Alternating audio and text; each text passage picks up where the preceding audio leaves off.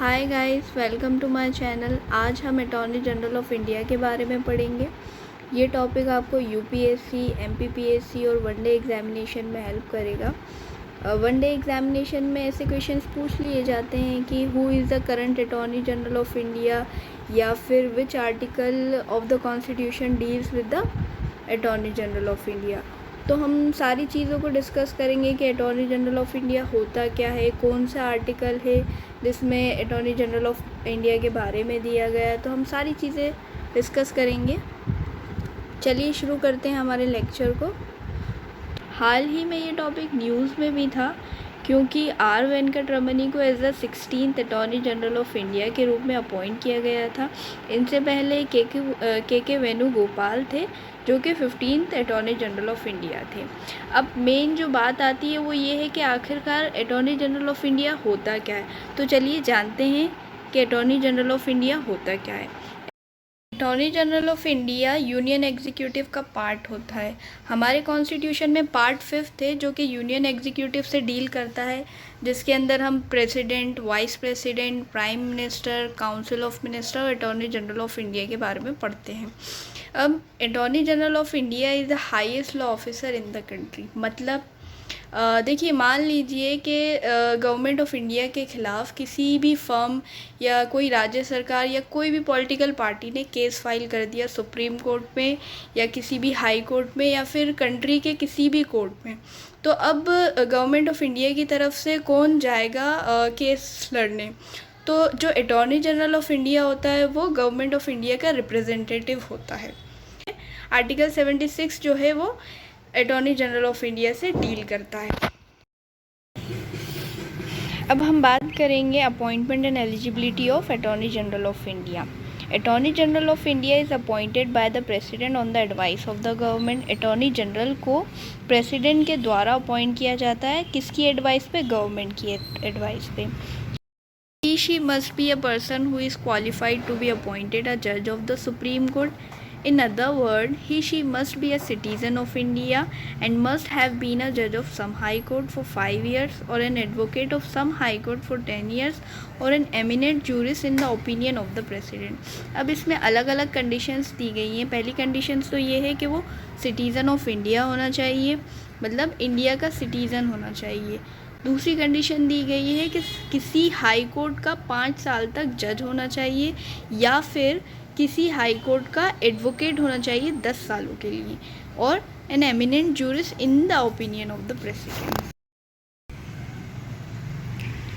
अब attorney general of India को कितने टाइम तक के लिए अपॉइंट किया जाता है? देखिए, इसके बारे में कॉन्स्टिट्यूशन में डिफ़ाइन नहीं किया गया है। जनरली होता क्या है, जो अटॉर्नी जनरल ऑफ इंडिया है वो जब तक सरकार रहती है तब तक ही रहते हैं। जैसे कि काउंसिल ऑफ मिनिस्टर ने अगर रिज़ाइन कर दिया तो अटॉर्नी जनरल ऑफ इंडिया भी अपना रेजिग्नेशन दे देते हैं। क्यों? क्योंकि अटॉर्नी जनरल ऑफ इंडिया को गवर्नमेंट की एडवाइस के द्वारा ही अपॉइंट किया जाता है। तो ये होते भी गवर्नमेंट ऑफ इंडिया के ही रिप्रेजेंटेटिव होते हैं। इसलिए जब जैसे ही लोकसभा डिसॉल्व होती है या कोई दूसरी सरकार आती है तो अटॉर्नी जनरल ऑफ इंडिया भी रिज़ाइन कर देते हैं। Removal, attorney general of India को प्रेसिडेंट के द्वारा ही रिमूव किया जाता है। मतलब कॉन्स्टिट्यूशन में तो ऐसा कोई प्रोसीजर या फिर ग्राउंड्स नहीं दिया है कि किस बेसिस पे अटॉर्नी जनरल ऑफ इंडिया को रिमूव किया जाएगा। तो he she holds office during the pleasure of the president, may be removed by the president at any time. तो जब तक प्रेसिडेंट चाहते हैं तब तक ये अपने पद पे बने रहते हैं। Duties and function. अब हम बात करते हैं कि जो हमारे चीफ लॉ ऑफिसर है इनकी ड्यूटीज़ और फंक्शंस क्या क्या होते हैं।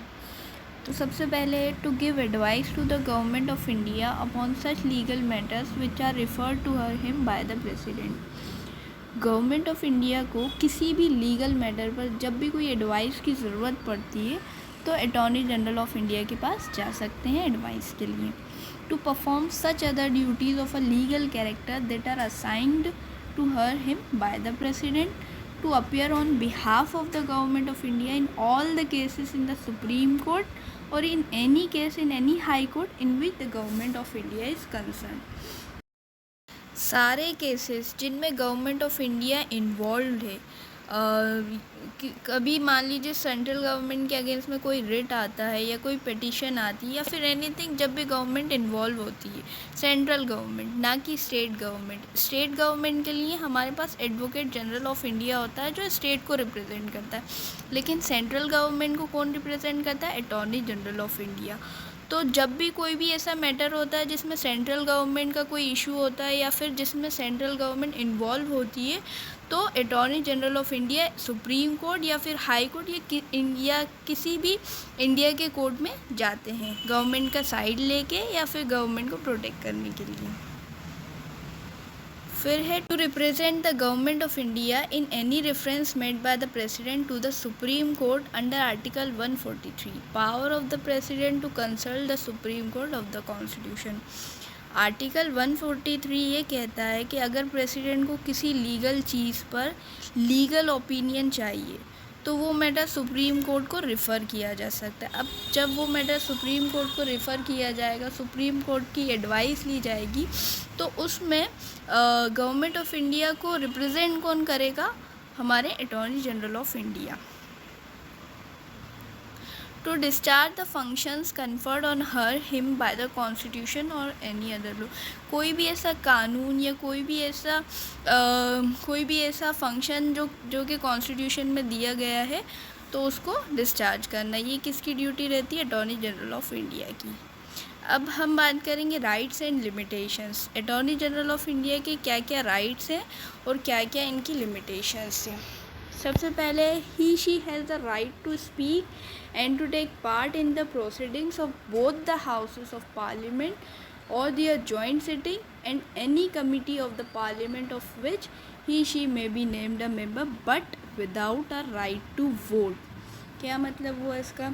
पार्लियामेंट के किसी भी हाउस में अटॉर्नी जनरल ऑफ इंडिया के पास अधिकार है कि वो वहाँ पे बोल सकते हैं या फिर पार्लियामेंट की किसी भी प्रोसीडिंग में पार्टिसिपेट कर सकते हैं और उनकी जॉइंट सिटिंग में भी बैठ सकते हैं and any committee of the parliament of which he she may be named a member, और किसी भी कमिटी का मेंबर बनाया जा सकते हैं और उसमें पार्ट ले सकते हैं but without a right to vote. मतलब इनके पास वोट करने का अधिकार नहीं होता है, सिर्फ हिस्सा ले सकते हैं या बोल सकते हैं पार्लियामेंट की प्रोसीडिंग में।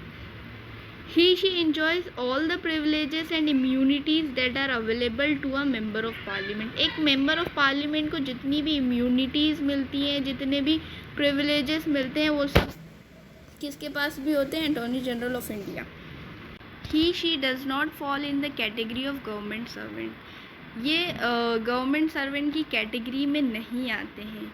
Main important point attorney general of India का यही है कि ये अपनी कोई भी प्राइवेट लीगल प्रैक्टिस को कंटिन्यू कर सकते हैं, ये सरकार के सर्वेंट नहीं कहलाते हैं। However he she should not advise और hold a brief against the government of India. मान लीजिए कोई सा केस आया है गवर्नमेंट के अगेंस्ट में, तो अब ये गवर्नमेंट के अगेंस्ट में ही बात नहीं कर सकते हैं या कोई एडवाइस नहीं दे सकते हैं क्योंकि ये खुद एक गवर्नमेंट के वकील हैं। अटॉर्नी जनरल ऑफ इंडिया को assist solicitor general of India and additional solicitor general of India करते हैं। Corresponding office in the state, मैंने आपको पहले भी बताया था कि स्टेट में एडवोकेट जनरल होता है और इनसे आर्टिकल 165 डील करता है। तो बस हमारे लेक्चर में आज इतना ही। हमने सारी डिटेल्स कवर कर ली अटॉर्नी जनरल ऑफ इंडिया के बारे में, जो जो इम्पोर्टेंट था हमने सब कुछ पढ़ लिया। अगर आपको वीडियो पसंद आए तो प्लीज़ लाइक करें, शेयर करें, सब्सक्राइब करें। Thank you.